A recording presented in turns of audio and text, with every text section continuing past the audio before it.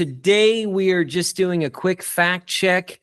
I'm here with Brian McVeigh and a neuroscientist who I believe is at Tufts University named Erik Hoel.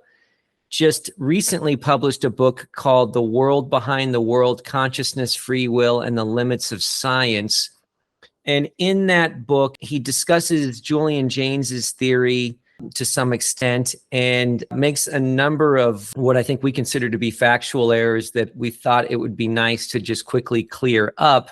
So we thought we would just do a quick fact check today based on a blog post that Brian posted at julianjaynes.org that you can read, and just clear up some of these misconceptions, because I think sometimes if they're not cleared up, they can kind of linger and people can wonder whether they're accurate or not. So with that, Brian, you took a look at the book and found some misconceptions and misunderstandings that I think we can clear up today. Yes. And, the first thing I like to say, I want to preface my remarks. I'm not condemning the book or saying that the book has no value.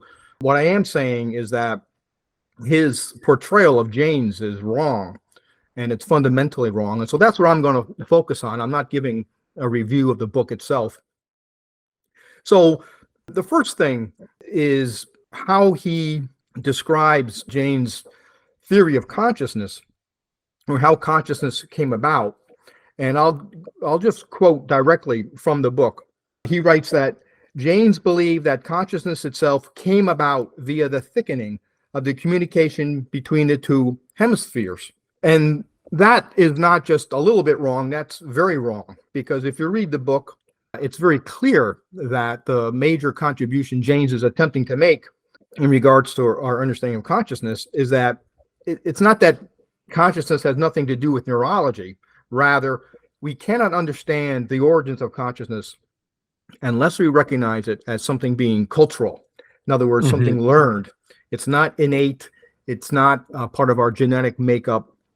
It certainly is not caused in any simple way by how different parts of our neurological apparatus communicate with each other. The key word here is culture. That's the first thing I'd like to say. The second thing, the second problem, is how he seems to think that Jaynes based his arguments on, again, to quote him, careful textual analysis. Well, that's true as far as it goes, but I think what's important to keep in mind about Jaynes' book is that Jaynes develops a rather comprehensive, ambitious theory, and he bases his arguments not just on some ancient text. He bases his argument on how psychological anomalies such as hypnosis, spirit possession, hallucinations, glossolalia, divination, and a few other interesting phenomena that really have not been adequately explained by psychology. Certainly no one has come along and tried to fit these different phenomena together, try to connect the dots. Jaynes did. And so this idea that Jaynes just went through some old musty ancient text and came up with these ideas is really, I think, underestimating what Jaynes attempted to do. Yeah, so just to sum up what we have so far, the first problem was he implies that Jaynes says that consciousness arose just through neuroanatomical changes and an integration with the hemispheres, but Jaynes actually never says anything like that. And right. Jaynes argues for changes that were happening culturally and through language to develop this inner mind space, and not simply biological or neuroanatomical changes, because I think a lot of people get confused about that. So it's good that we're discussing that. And then the second thing is he's making it sound almost as if Jaynes is just relying on just textual analysis, when in fact he has so many different pieces of evidence that he puts together to support his arguments. And people can look at the summary of evidence page on the Julian Jaynes Society website to just get sort of a little bit of an overview of all of these different pieces of the puzzle. So the third point. So the next point, and this is a little more difficult to pin down, but just for the listeners who might be interested, on page 15 to 16 in his book, he talks about how Jaynes seems to ignore how complex social relations were in the ancient world. And I think the problem here is that he's missing the nuances of Jaynes' arguments. Jaynes never denied that the ancients lacked complex social relations. So I'm not sure exactly where or why he's coming up with that critique. And then the next issue has to do with what is called the use-mention error. And this is something that a lot of philosophers like to talk about. I won't go into too much detail here because people like Daniel Dennett and Jan Sleutels have actually spent a lot of time analyzing this problem and really, at least in the case of Jan Sleutels, responding to Jaynes' critics. And Jaynes himself, by the way, in the afterword, I think it was 1990 edition of his book, in the afterword of that book, talks about the use-mention error. And Jaynes points out that there are many examples where the use and the mention of something are the same thing. And I think the example he gives is baseball.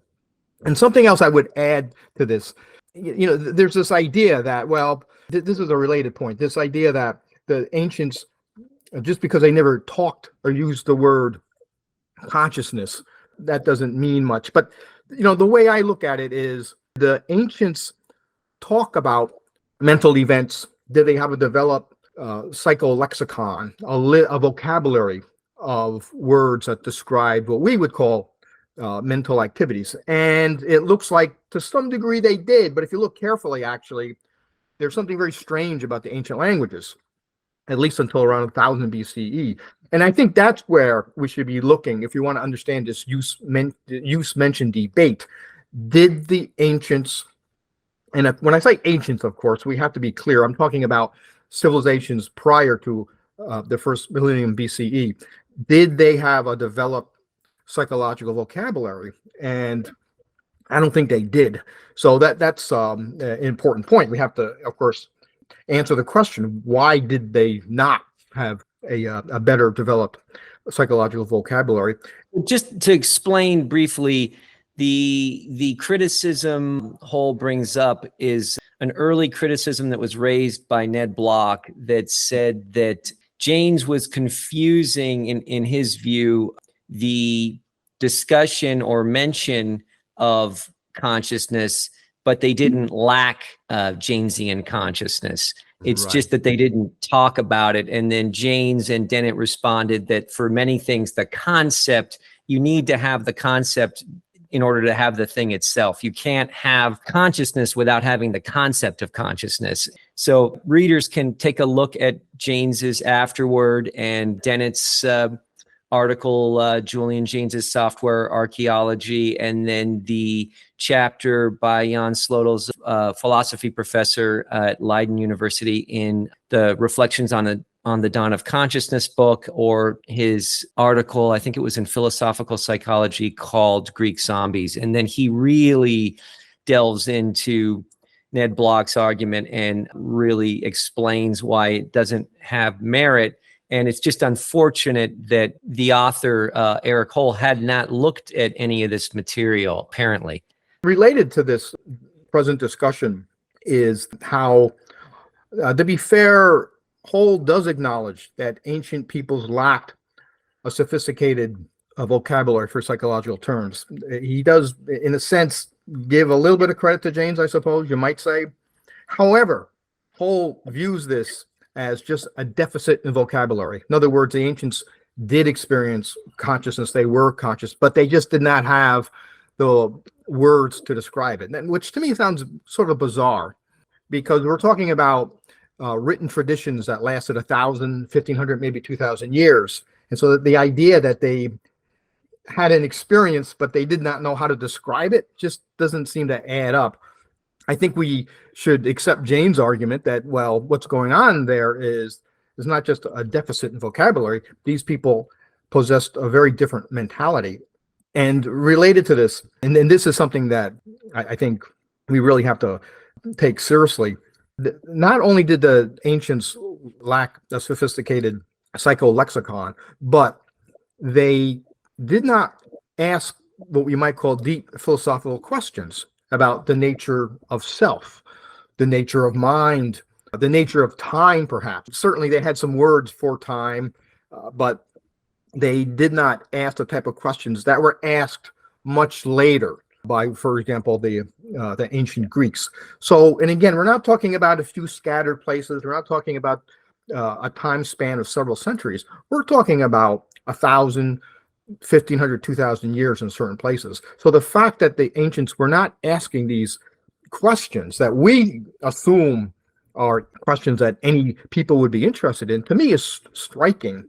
And for people who study the ancient world, I guess they've just gotten so used to this idea that the ancients just were not interested in the nature of the self or the nature of mind. But to me, that in itself is a datum. That's a fascinating problem that deserves more attention. Also, he ignores the whole discussion of how all of these different words in ancient Greece that came to be used to describe mind or psychology or mental events initially referred to physical processes. And then we see people like Michael Carr documenting that same process of linguistic evolution of mind words in ancient China. So it's another argument that they didn't have these experiences because not only were they not talking about them, but the words actually had different meanings prior to that time. So there's a lot of material that Jaynes uses to support his arguments that I think was not discussed in this recent book. Right. And that's an important point. And I'm going to bring that up in a second. But before I do, I just want to mention something else that I found problematic in this book is that Hoel does not give a clear, consistent definition of consciousness, at least in the chapter where he talks about Jaynes. So it's not clear what is he talking about. And as we know, if anyone has carefully read Jaynes, Jaynes is very careful about what he means by the word consciousness. And unless that's really clearly defined, it's difficult to even have these types of discussions. So that's, I think, a weakness.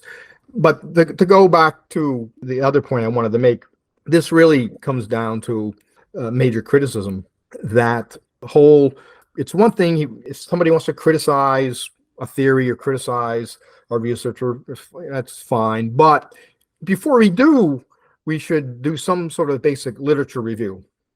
Right. And what I find very disappointing is that for the past 20 or so years, there have been people who have not just read and wrote a review or critiqued Jaynes, but there have been some people, which include you, who have done original research testing Jaynes' theories. There are books out there about Jaynes.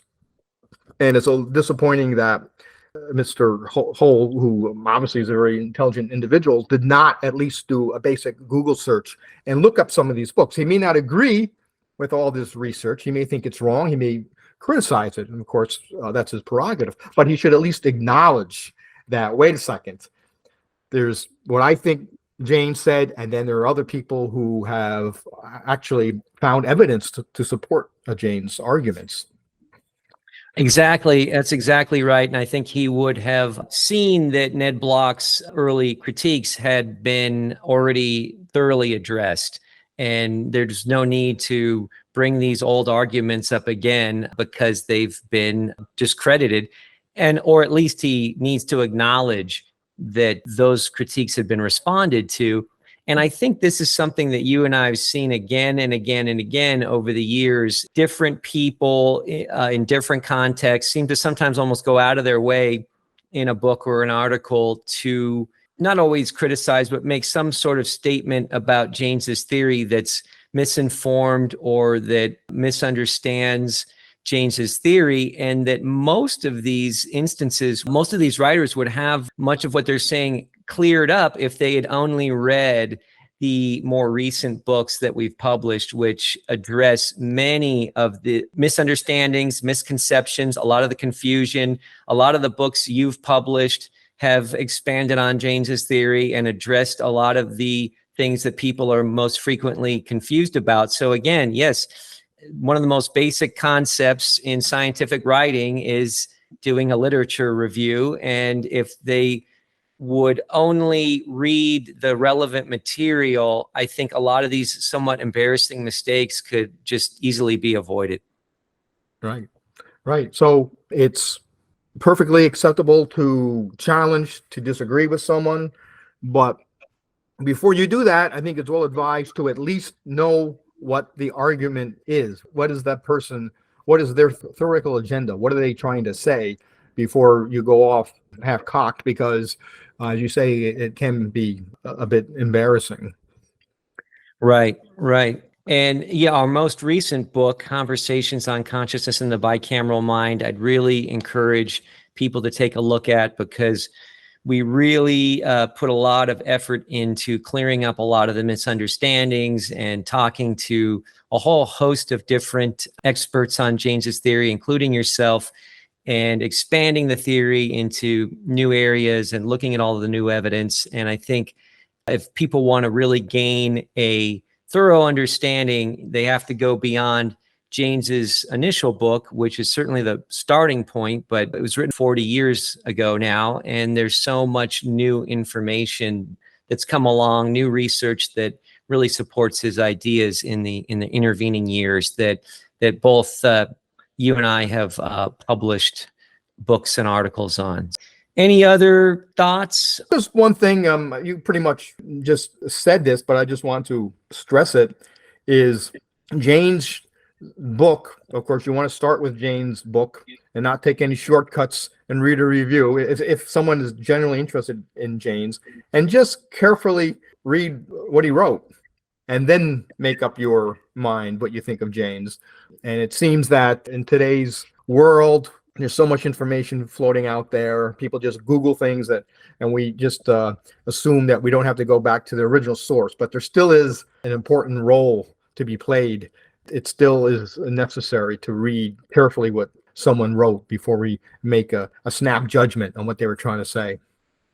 Absolutely. I mean, so much of what you see out there is just not only people not reading the follow-up material, but they're making basic errors about Jaynes's arguments, either by not thoroughly reading his book or simply just parroting what other people have had to say, that misunderstandings on blogs and in different places, and they're just repeating these same misconceptions. So everyone is in such a rush to skim a Wikipedia page and think that that gives them a thorough understanding of a subject. But to really understand it, you have to read the material. There's just no getting around that. And until that point, people would be advised to maybe withhold judgment on something that they might not fully understand.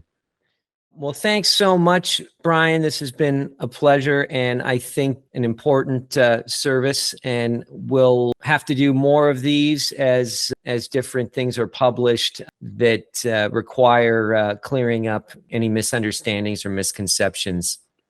Okay, well, good. Well, thank you. It was my pleasure, and thanks for having me. Great. Thanks again.